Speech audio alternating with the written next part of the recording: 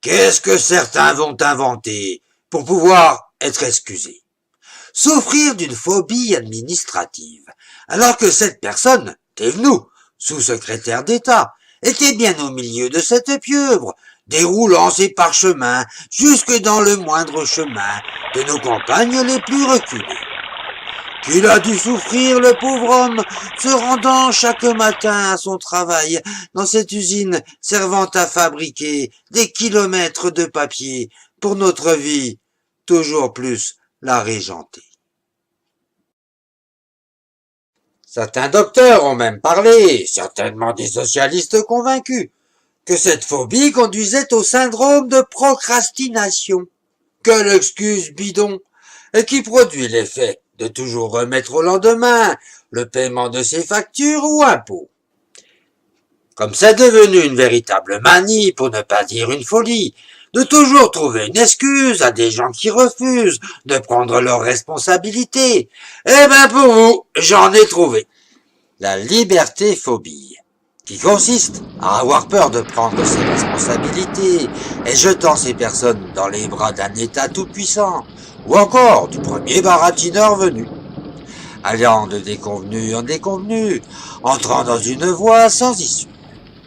L'ANPE folie, ou la peur de ressortir de cette agence avec un emploi, malgré tous ces reportages ne servant qu'à nous apitoyer sur de pauvres chômeurs.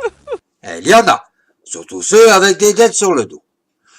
Une partie non négligeable ressasse de bien moroses pensées.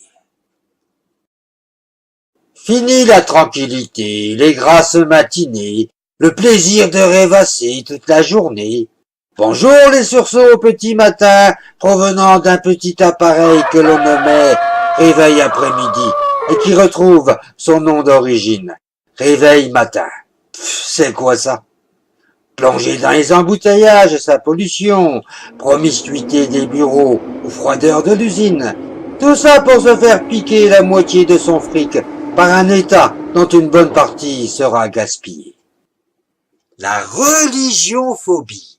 Le fait de se sentir bien heureux et surtout libre, en ne tombant pas dans tous les travers de ces gens se pliant à des religions stupides, alors qu'elles sont toutes inventées par les hommes, et qui s'aperçoivent qu'il y a de plus en plus d'intégristes, aussi dangereux les uns que les autres, qu'ils soient chrétiens ou musulmans, et avoir peur de tomber dedans.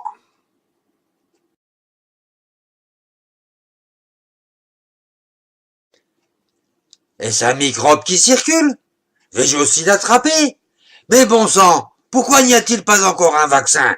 Et comment je vais protéger les miens? Est-ce les églises et les mosquées qui rejettent ce produit si particulier? Et dire que je ne peux prier qu'un Dieu pour qu'il me délivre de ses angoisses, c'est un comble. Enfin, encore beaucoup d'autres exemples comme ceux-là, mais j'en insérerai quelques autres dans mes futures vidéos, car voici déjà qu'une autre idée me turlupine. Allez, relax, on passe au prochain sujet. Il y a quand même une chose qui me tracasse, une simple pensée fugace, mais si l'on commence à y réfléchir, plus moyen de se retenir.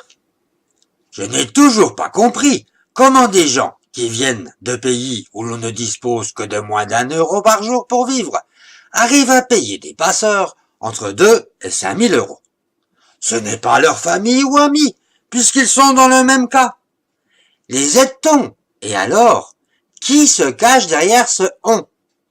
Pourquoi tous ces brillants journalistes, ayant une réponse sur tout et n'importe quoi, ont-ils toujours su éviter ce genre de questions, se défilant comme des poissons? Et qui sont réellement tous ces bénévoles, dont certains ont un côté charitable, je ne le conteste pas. Enfin, ceux qu'une presse bien attentionnée nous montre toute la journée.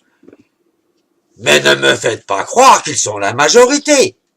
Si le but des passeurs est clair, se faire du fric par n'importe quel moyen, ceux qui les financent et ceux qui, en France, les cachent, les défendent, avec de gros moyens, à travers d'associations dont la seule alimentation provient de l'État lui-même, Et même si la réponse est encore moins politiquement correcte que la question, n'ayez pas peur de vous la poser. Heureusement, l'État ne peut encore pas lire dans vos pensées.